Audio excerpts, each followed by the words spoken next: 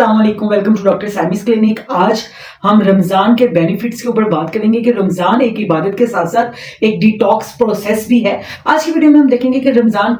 के रोजे रखने से हमारी क्या क्या हेल्थ बेनिफिट्स हमें मिलते हैं, कौन कौन सी बीमारियां जो हैं हमारी रिवर्स होती हैं, और वो टिप्स भी आपके साथ शेयर करेंगे जिनको यूज करके आप अपने रमजान की बरकतों को तो आप समेटेंगे ही, उसके साथ अपनी हेल्थ को अच्छा करेंगे, अपना वेट कम कर सकते हैं, अपने फैटी लीवर को कम कर सकते हैं। आप अपने फैटी लीवर के साथ साथ अपनी शुगर को मेंटेन रख सकते हैं, अपने ब्लड प्रेशर को कम कर सकते हैं। अगर आपको आर्थराइटिस का मसला है तो आपका आर्थराइटिस ठीक हो सकता है। अगर आपका स्टमक इश्यूज है तो वो ठीक हो सकते हैं। और आपको कितनी एक्सरसाइज करनी चाहिए, कौन से पेशेंट्स जो हैं वो रोजा ना रखें और कौन से पेशेंट्स जो है वो रोजा रखें, और सहरी और अफ्तारी में क्या डाइट लेनी चाहिए। चलिए जी वीडियो को स्टार्ट करते हैं। अगर पे नए हैं तो इसको लाइक सब्सक्राइब कर लीजिए और इसके बेल आइकॉन को ऑन कर लीजिए ताकि मेरे आने वाले तमाम वीडियो का नोटिफिकेशन आपको मिलता रहे। चलिए जी वीडियो को स्टार्ट करते हैं। रमजान, आपको पता है कि रमजान और मुबारक हमसे पहले भी तमाम अंबिया के ऊपर अल्लाह पाक ने फास्टिंग जो है, रोजे जो है वो उतारे हैं, और ये हमारे ऊपर अल्लाह पाक की रहमत है, बरकतें हैं कि अल्लाह पाक ने हमें नवाजा इन रोजों से। अगर आप साइंस जो है ना उसकी लेटेस्ट रिसर्च के मुताबिक देखें तो फास्टिंग एक ऐसा डिटॉक्स प्रोसेस है जो कि आपकी बॉडी के अंदर से जितने भी डेड सेल्स हैं, मरे हुए बीमार सेल्स हैं, उनको इन 30 दिनों में रमजान की रहमतों के सदके निकाल देता है, आपकी बॉडी को प्योरीफाई कर देता है, आपके जिस्म को साफ कर देता है। तो आपके लिए ये बहुत ही ज्यादा हेल्थ बेनिफिट्स इसके अंदर भरे हुए हैं। रमजान में सबसे पहले रमजान के रोजे जब हम रखते हैं तो अगर वो रोजों को आप अकॉर्डिंग टू नेचुरल जो डेली रूटीन है, आप सुबह का खाना खाते हो, रात का खाना खाते हो, 2 टाइम ज्यादातर घरों में खाना खाया जाता है, और इसी तरह आप सहरी और अफ्तारी में भी 2 टाइम खाना रखो और एक्स्ट्रा कोई चीज ना खाओ, तो आपका वेट 2 से 3 केजी विदाउट एनी एफर्ट, कोई भी कोशिश किए बगैर आपका 2 से 3 किलो वजन इस रमजान के 30 डेज में 100% खत्म हो जाएगा अगर आप अपने वही 2 टाइम के सालन रोटी खाते हो तो।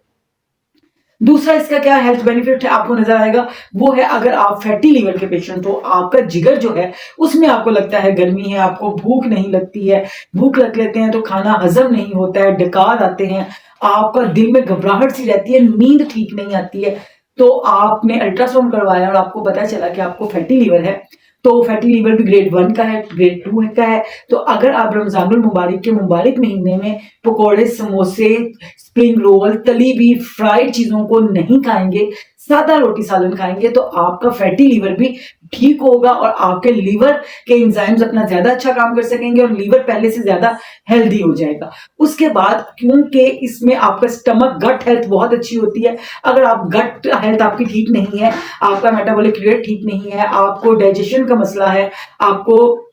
रिफ्लेक्स एसिड का मसला है, आपको एसिडिटी रहती है, खाना खाने के बाद जलन होती रहती है, खाना हजम नहीं होता है, आप खाने के बाद बहुत ही सुस्ती फील करते हो और आपका दिल चाहता है कि हम सो जाऊं, आपका दिमाग ठीक तरह काम नहीं करता है, आप अपनी दिमागी सरगर्मियों को सही तरह नहीं यूज कर सकते हैं, तो रमजानुल मुबारक के महीने में 30 दिन के रोजे रखने से होता क्या है कि आपके स्टमक को ना थोड़ा रेस्ट मिलता है, आपकी डाइजेशन अच्छी होती है, क्योंकि आप सारा दिन क्या कुछ ना कुछ खाते रहते हो, ये चीज मुंह में डाली, वो चीज डाली, तो जैसे ही स्टमक बेचारा पहली चीज को हजम करके हटता है तो आप नई चीज डाल देते हो, तो हमारा जो डाइजेशन सिस्टम है ना, डाइजेस्टिव सिस्टम जो है वो कॉन्टिन्यूसली चलता रहता है, और फास्टिंग की हालत में, रोजे की हालत में उस सिस्टम को भी थोड़ी देर के लिए सुकून मिलता है, तो इस तरह उसकी एनर्जी, उसकी हेल्थ बेहतर होती है और आप मैदे और जिगर के बहुत से अमराज से मुफ्त में छुटकारा हासिल कर लेते हो। ये मेरे अल्लाह की रहमतें और बरकतें हैं। उसके बाद नेक्स्ट, अगर आपका किडनी डिजीज के पेशेंट हो, आपके डायलिसिस हो रहे हैं,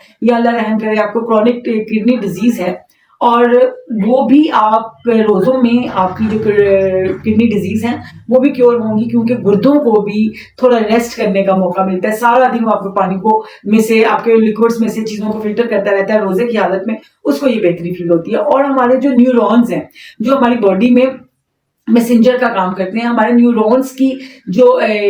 ताकत है वो बढ़ती है, उसकी कारकर्दगी बढ़ती है रोजे की हालत में। तो इससे क्या होता है कि आपकी याददाश्त अच्छी होती है, आपकी मेमोरी बहुत ज्यादा बूस्ट करती है, आपको चीजें याद रहना शुरू हो जाती हैं, आपके मूड स्विंग्स नहीं होते, आपको नींद अच्छी आने लग जाती है। क्योंकि बॉडी से के ऊपर से जैसे जैसे वजन हटता जाएगा, यानी कि टॉक्सिस जब बाहर निकलते जाएंगे, तो डेफिनेटली आपको नींद अच्छी है। कि किन लोगों को रोजे नहीं रखने चाहिए? ऐसे पेशेंट्स जो डायबिटिक पेशेंट हैं और उनको इंसुलिन चल रही है, इंसुलिन लगाने से आपको पता है कि इंसुलिन स्पाइक आ सकती है, तो इस वजह से उनको रोजा अगर उन्होंने रखना है तो अपने डॉक्टर, अपने मुआलिज के मशवरे के साथ रखेंगे, उसके बगैर नहीं रखेंगे। ऐसे लोग जो कि क्रॉनिक किडनी डिजीज में मुब्तला है, जिनका डायलिसिस चल रहा है या कोई और जिनकी मेडिकेशन चल रही है, वो भी रोजे ना रखें।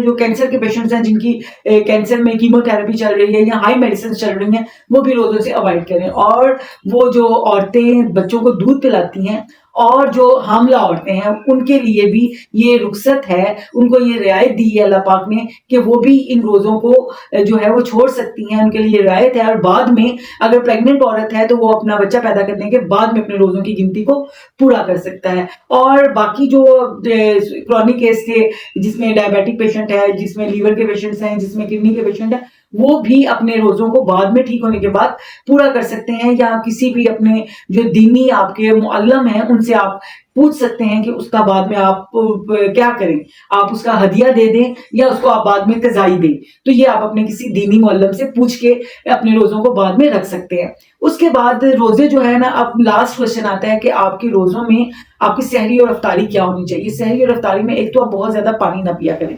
आपने 3 से 4 ग्लास से ज्यादा पानी ना पिए, क्योंकि गुर्दों के ऊपर खामखाई वजन पड़ेगा और वो पानी यूरिन के रास्ते खारिज हो जाएगा और आपकी बॉडी से मिनरल्स भी खारिज कर देगा। तो वो फायदा करने की बजाय नुकसान देगा अगर आप 3 4 ग्लास से ज्यादा पानी पीते हैं। दूसरा, आपने कोशिश करें कि आप अपनी जो सहरी है उसके अंदर चाय और कॉफी का इस्तेमाल ना करें, क्योंकि चाय और कॉफी जो है वो आपका बॉडी में यूरिन बहुत ज्यादा लेके आती है, जिससे आपकी बॉडी से पानी कम हो सकता है, तो आपको डिहाइड्रेशन हो सकती है। उसके बाद ले क्या सकते हैं आप, हाई प्रोटीन और हाई फाइबर फूड ले सकते हैं। हाई फाइबर फूड में आप गंदम की रोटी भी ले सकते हैं, मल्टीग्रेन आटे की रोटी भी ले सकते हैं, थोड़ी मिकदार में अंडा भी ले सकते हैं, आप कोई चिकन स्टीम रोस्ट भी ले सकते हैं, ऑमलेट भी ले सकते हैं, और आप दही भी ले सकते हैं, दूध भी ले सकते हैं। चाय और कॉफी से आप इज्तनाब करेंगे, और शुगरी चीजें जैसे कोई मिठाइयां या ऐसा, या कोई सॉफ्ट ड्रिंक्स, अफ्तारी में तो स्पेशली आप सॉफ्ट ड्रिंक बिल्कुल नहीं लेंगे। आप एक्स्ट्रा मीठा रोजा खोलें सुन्नत के मुताबिक, खजूर से, पानी से, नमक से, ठीक है। आप एक्स्ट्रा कोई जो बोतलें सॉफ्ट ड्रिंक्स है वो मत लें, कोला मत लें,